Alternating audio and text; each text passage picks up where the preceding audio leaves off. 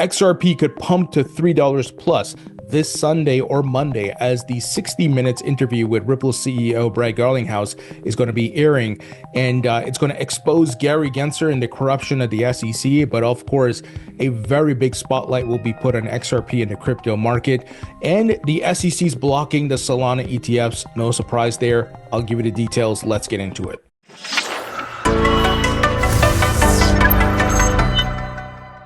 Hey everybody, welcome into the Thinking Crypto podcast, your home for cryptocurrency news and interviews. I'm your host, Tony Edward. On your way in, please hit that subscribe button as well as the thumbs up button and leave a comment below. If you're listening on a podcast platform such as Spotify or Apple, please leave a 5-star rating and review. Folks, let's start by taking a look at the price of Bitcoin. Right now, Bitcoin is sitting comfortably above $100,000. Very good sign. However, yesterday we had that flash crash and Bitcoin rebounded to over 100,000. So this could be a dead cat bounce. So we have to be careful here because I want to give you the bearish scenario, and that is Bitcoin could roll over and test support levels. Now, that doesn't mean the bull market's over. It's just from the micro view, Bitcoin could do these things. These things are normal in a bull market, and it could test the 93K, 88K, whatever it is, before moving up to higher prices. So be prepared for that. I'm letting you know about these scenarios so that you're mentally prepared, especially if the market turns over, because these things many times can shake people out because they don't understand market cycles. They don't understand the volatility in this market.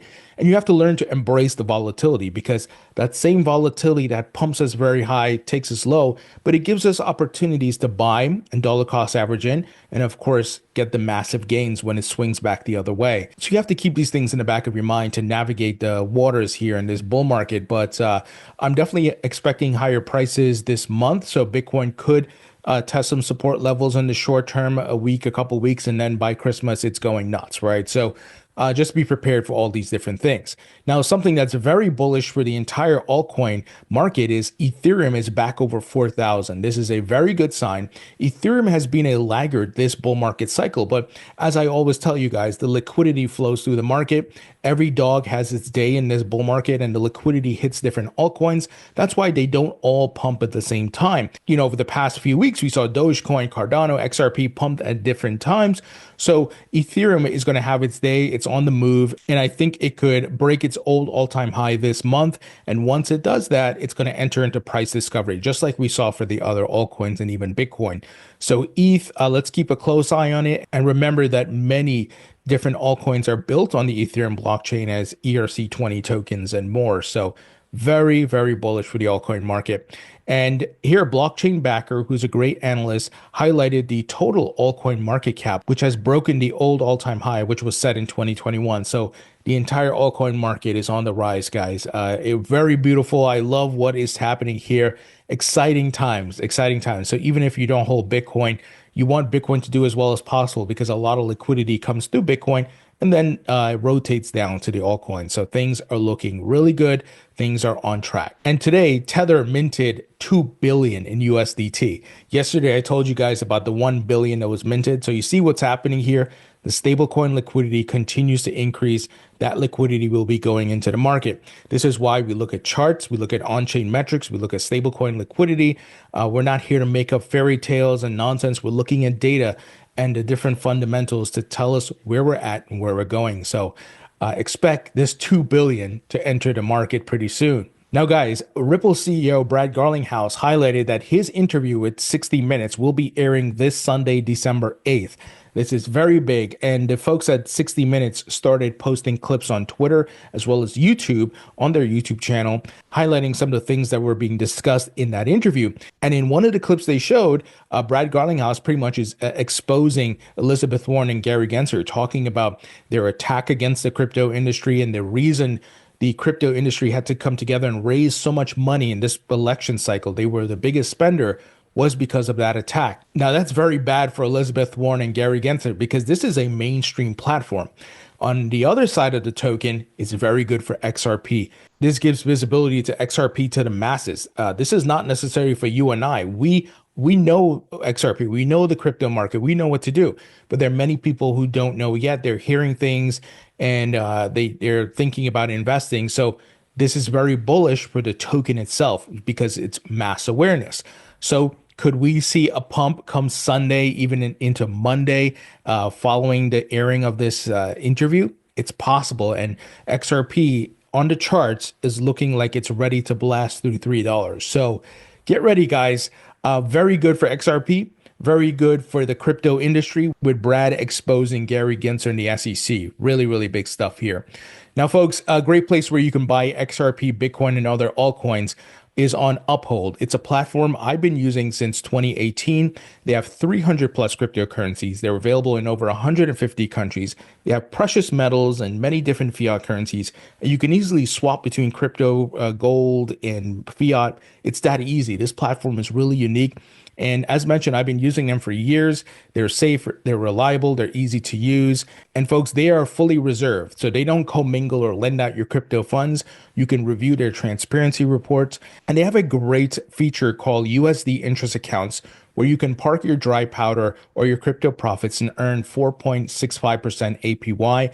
There are no lockups, there are no monthly fees, and it's FDIC insured, just like a bank. So if you'd like to learn more about Uphold, visit the link in the description. All right, guys, moving ahead, we got news here that SEC Commissioner, who's a Democrat, Caroline Crenshaw, she's up for renomination and there's going to be a vote. Now, even if she does get selected again, she's outnumbered because you're going to have Paul Atkins coming in, who's a Republican siding with Mark Ueda and Hester Peirce. So the dynamic is going to flip. However, I'm not a fan of Crenshaw because she was anti-crypto just like Gary Gensler. She actually signed a letter, trying to block the Bitcoin spot ETFs even after the courts called the SEC arbitrary and capricious. James Seyfert of Bloomberg highlighted this. He said, she wasn't just an ally to Gensler, in my opinion. She was more vehemently anti-crypto than Gensler. Just read through her dissent letter on the Bitcoin ETF approvals back in January. The other Democrat commissioner, Lizarraga, didn't even join her in that letter. So Lizarraga is on his way out, but Crenshaw is anti-crypto. So I hope she does not get renominated. I hope she gets kicked out, and at least we get someone who's more pro-crypto on the Democrat side, because we do see more pro-crypto activity from Democrats. But Crenshaw is like Gensler. She should be kicked out as well. We know Gensler is out, but even if she does get renominated, she's outnumbered, so that's a good thing. Now, Eleanor Turret of Fox Business is reporting that she's confirmed that the SEC has notified at least 2 of the 5 prospective issuers that it will reject their 19B4 filings for the Solana spot ETFs. She said the consensus here, I'm told, is that the SEC won't entertain any new crypto ETFs under the current administration. Now, we know they don't want to approve this, right? But however, the Gary Gensler's tenure is coming up. It's the end of the year. There's going to be a change. So from a procedural standpoint, it makes sense not to do anything. But we know, guys, we know they don't want to approve anything else. And it took the courts to get them to approve the Bitcoin spot ETF. It took threats of lawsuits from Consensus and others to get the Ethereum ETFs approved. So Gary Gensler is a scumbag regulator, so this comes as no surprise. But there will be no other ETFs until, I think, next year when Paul Atkins is in office and the SEC makes a pivot here. Now, the other news that's been circulating around, guys, is that Coinbase released their Operation Chokepoint 2.0 letters. And Paul Grewal of Coinbase said this is not a conspiracy theory. So a lot of people are coming out and saying, hey, we got blocked by different banks and they were told to stop business with us. And we know that's Elizabeth Warren. She and her cronies made the call to do that, to unbank crypto, to try to stifle it and kill it as much as possible, right? The companies, at least, not the technology, because the technology is here to stay. And that's why Wall Street came in, launched their ETFs, their tokenizing, and much more. So I'm glad that all this information is coming out. It's exposing Gensler, it's exposing Warren and her anti-crypto army. Paul Grewal said the letters that show Operation Chokepoint 2.0 wasn't just some crypto conspiracy theory. FDIC is still hiding behind way overbroad redactions, and they still haven't produced more than a fraction of them, but we finally got the pause letters. I'm very proud of the team for pursuing the FOIA request through the endless FDIC denials, appeals, and even a federal lawsuit. We're just getting started. We'll keep pushing to get clarity and full transparency from the government, including the unredacted versions of these letters by every appropriate means necessary. So, guys, we know there was the all-out attack, and this was all Elizabeth Warren, but all that's going to be cleaned up now with Trump coming in. He's appointing pro-crypto people. Obviously, SEC Chair Paul Atkins, pro-crypto. Even Scott Bessent, head of the Treasury, he's said pro-crypto things.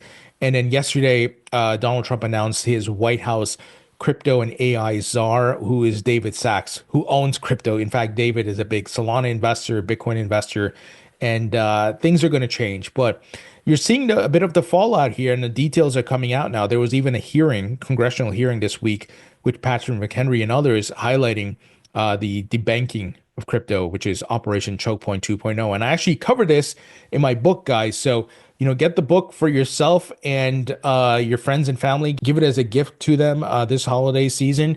And the book talks about crypto's past, present, and future. It talks about the SEC lawsuit against Ripple. It talks about Operation Chokepoint 2.0 and Elizabeth Warren and her nonsense. People should know these things, what has been happening, because they usually just read headlines and they don't realize what Sam Bankman-Fried was doing, what he was doing with Gary Gensler, and why he was in crypto, right? And the industry has grown from that. So help them to learn about crypto so they don't get wrecked. And if you bought a copy already, guys, please leave a rating and review on Amazon. It'll help me out.